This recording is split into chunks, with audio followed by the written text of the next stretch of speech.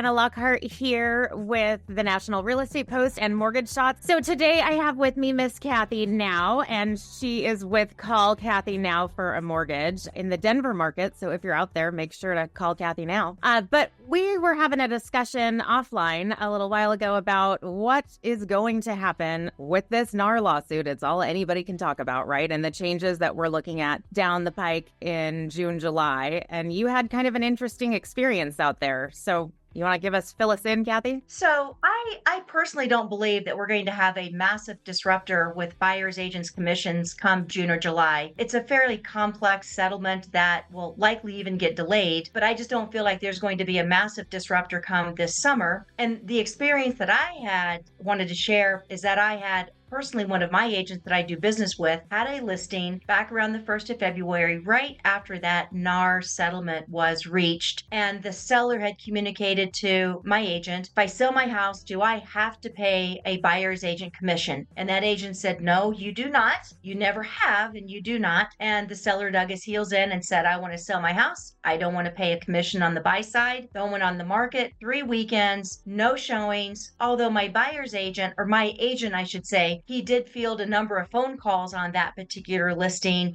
He explained it was not an error, it was not typographical, that the seller is not willing to pay a buy-side commission. They had 0 showings. And around the 24th or 25th, they had a sit-down meeting. The seller agreed to pay the typical 2.8% buyer's agent commission, and they were under contract in 4 days. So those phone calls that they were fielding for those first 3 weeks, were those calls just other agents calling to clarify, are you really offering no commission on this? That's right. Sometimes that's how transactions come together anyway. A buyer's agent will call the listing agent to get some feedback and so forth to put the contract together. So when it was clarified that there is no buy-side agent commission that's going to be paid, he indicated to me that he had 0 showings. And by about the 3rd week, they realized they had to change their strategy and go back to the tried and true methodology that's really worked literally for decades. I mean, real estate agents bring a lot of value both on the sales side, both on the buy side. There's a lot of value, competence, and integrity that they bring to the transaction. So I feel if we reach out to the clients that we serve to understand their problems, how we solve them, lean in and be curious with understanding what their goals are, that's where our value will really shine.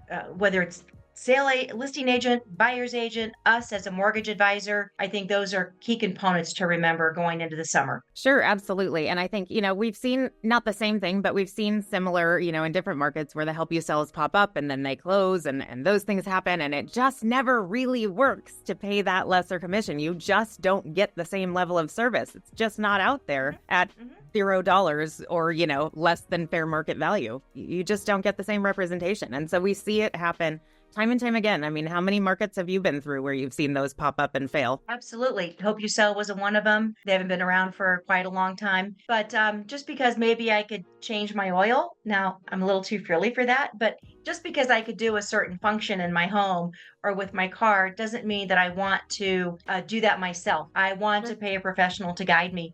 And if you think about it, Joanna, the largest piece of investment that we make is real estate. Why would you not want to pay a professional to guide you and navigate you down that right path with all the components that go into buying and selling real estate? So I don't feel like we're going to see a massive disruptor in the industry. I think there'll be some changes, but I think we'll still have a large degree of status quo of the way it's been for many years. I think so too. And I think we're going to see several test cases, much like the one you just witnessed, just to sort of prove us right here. I think we're going to see it happen time and time again, that it just doesn't seem to work out. It looks good on paper, but not in reality. I agree.